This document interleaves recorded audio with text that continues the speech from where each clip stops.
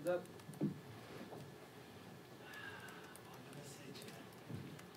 Just under the watch. Do you know when I was up in New York this week, I met with a few of your bosses. They brought you up. They told me they said you told them to tell me good afternoon or something. So I'm going to say good afternoon despite what Chad believes. But yesterday we heard directly from the president on the status of the administration's plan to mitigate the impact of the coronavirus in the United States. By assigning the vice president as head of our government's response, it is a clear sign of how serious President Trump is taking this situation.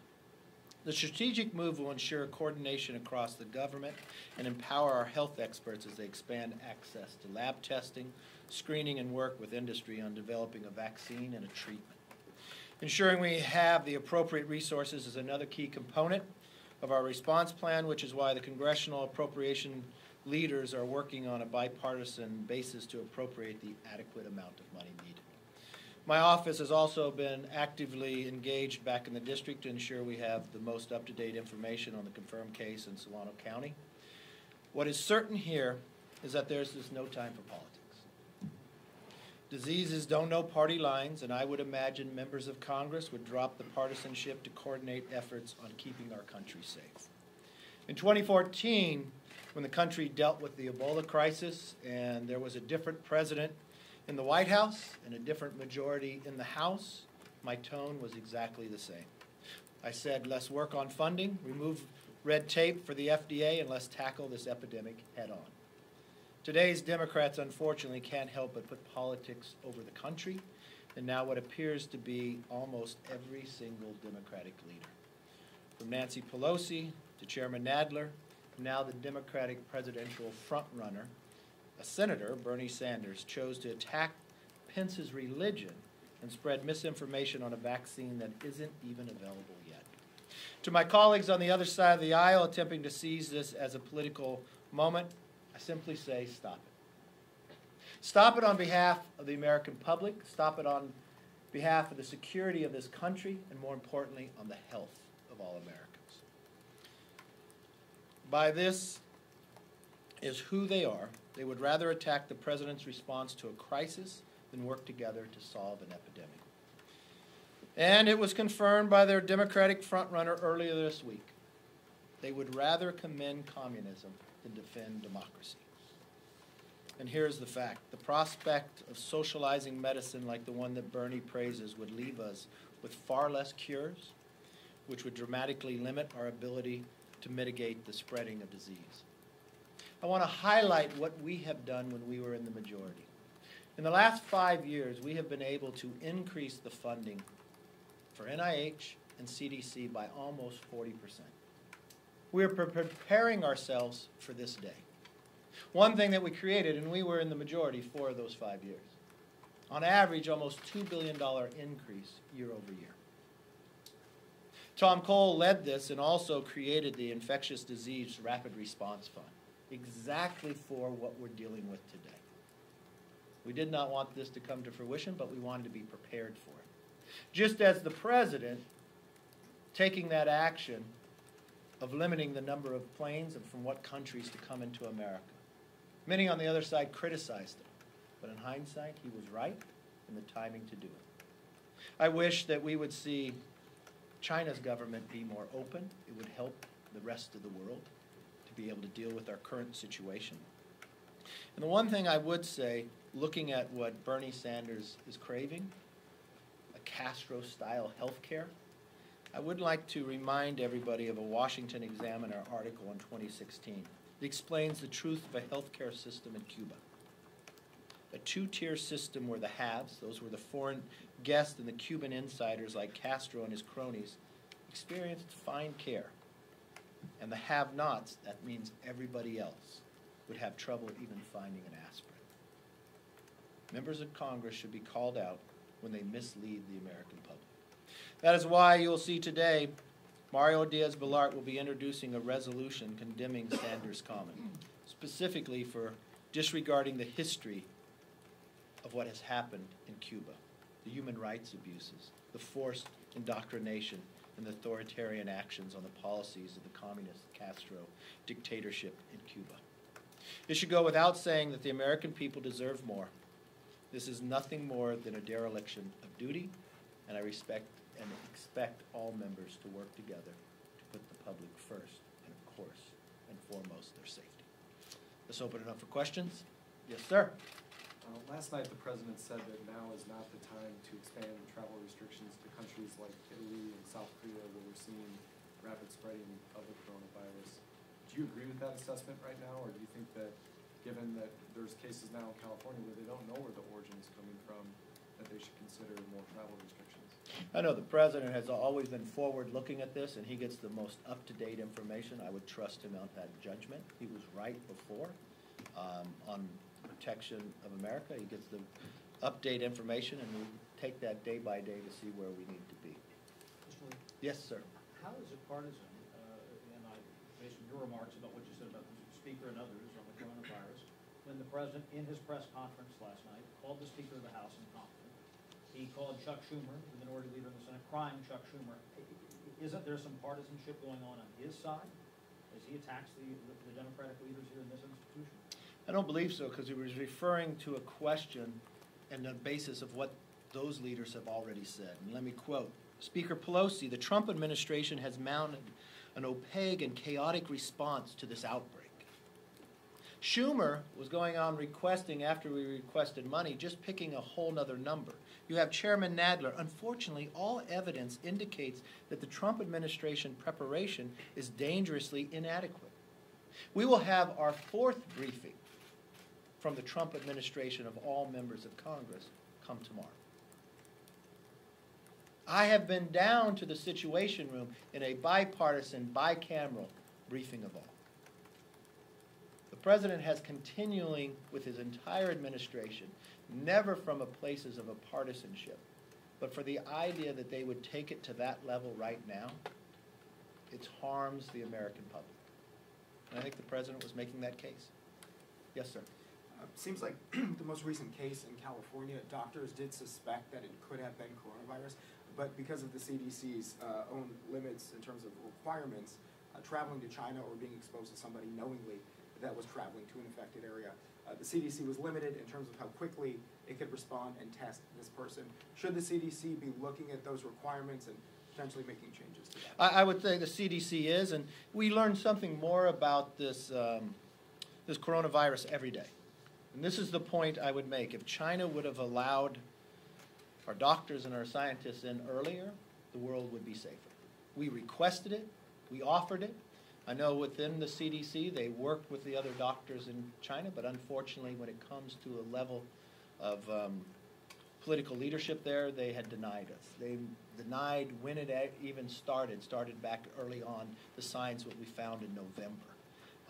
No, CDC continues to work day in and day out. And at the very first, when we would look, it would be about if you were in that region within China. Now, this is the first indication. And if you look at the total number we have, I think my latest update this morning when I was talking to the Vice President was 15 in America. The others came where they had captured it somewhere. We're treating them here now. This is the first one on the outside. Did not get tested because it didn't meet that requirement. So I assume they're reassessing that and looking and making sure that others, if it's appropriate, to make sure have that test. Yes, ma'am. Senator, Speaker Pelosi just said that you're close to reaching a bipartisan agreement on funding. And I wonder if you could share anything with us about what kind of number you're looking at in terms of appropriations and how you would like to see the money spent. Look, it's not my place to sit here and pick a number. The one thing I would say, just exactly what the President said, we will do whatever is needed to make sure we keep this country safe. That's why we have the experts going forward. That's why we have the appropriators sitting down, because we want to have accountability at the same time. And I'm hopeful that we can get this done next week. This isn't something to wait around. It's not something where Chuck Schumer should play politics with. And I will give credit to the appropriators who've been sitting in the room making it happen. There's a number of things I would listen to the experts on what they need, and that's what they have piled together when it comes to supplemental from the White House coming down and the medical experts as well. That's what we'll look at, and I think you'll find a very bipartisan vote. And from my point of view, I want to get it done faster than waiting around, and I don't think you're going to see an argument on either side. Is Schumer's number too high, the 8.5? You know, having been through these a few times before, just picking a number out of a hat like that never seems to work properly. I would like to know what the experts believe they need, make sure we fund that. I know where the supplemental is, and having been through this before, normally when a supplemental comes, Congress does something maybe even in a little higher basis. We want to make sure we're prepared. One thing I could tell you, when we were in the majority, we have been preparing for this before we ever knew it was coming. That's why we had funded NIH, that's why we had increased the funding as well into CDC, and that's why we built that rapid response for infectious diseases. Mr. Witter, does your conference need to see offsets? No, not in this situation. How concerned are you about the steep drops in the stock market and the economic repercussions from that? Well, it is concerning because it looks at a supply side chain and others of where it is. I believe once we get a complete handle, the country sees that, the market will come back. We have a very strong economy.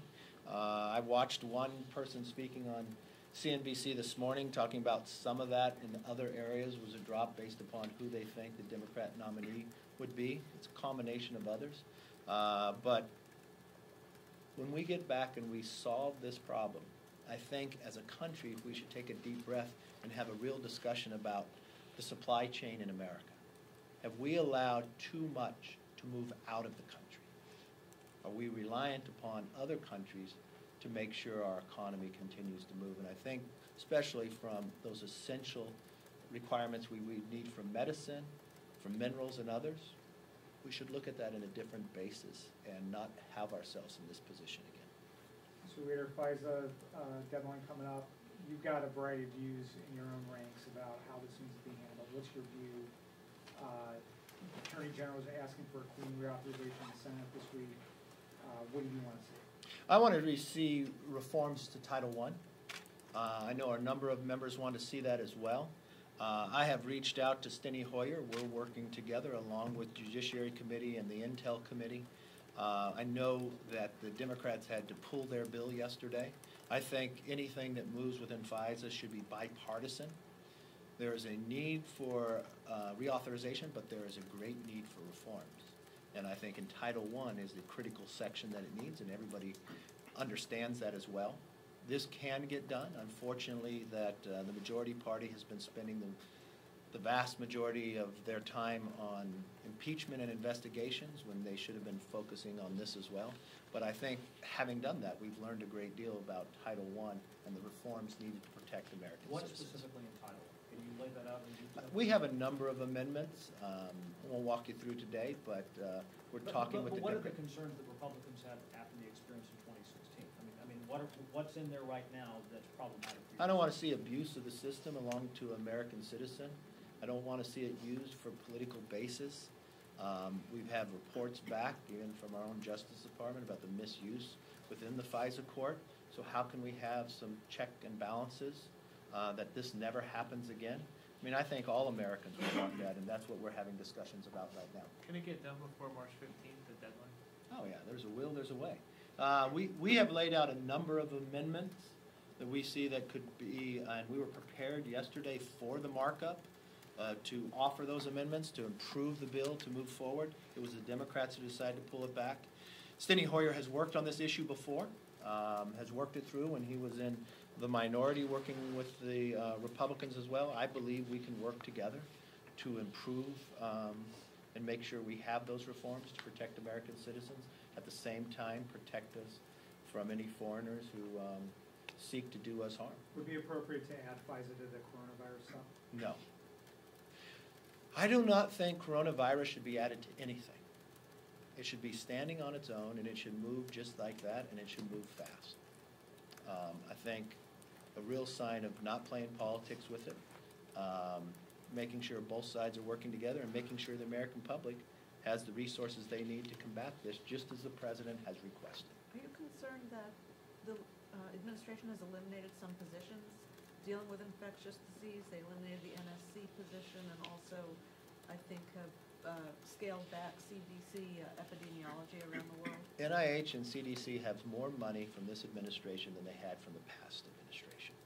In any organization, they constant improvement, however they streamline that, in the process to make sure the outcome, the number one thing I want to see here is the outcome and the safety of the American public.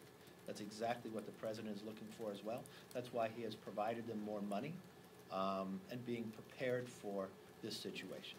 Thank you all very much. Thank you.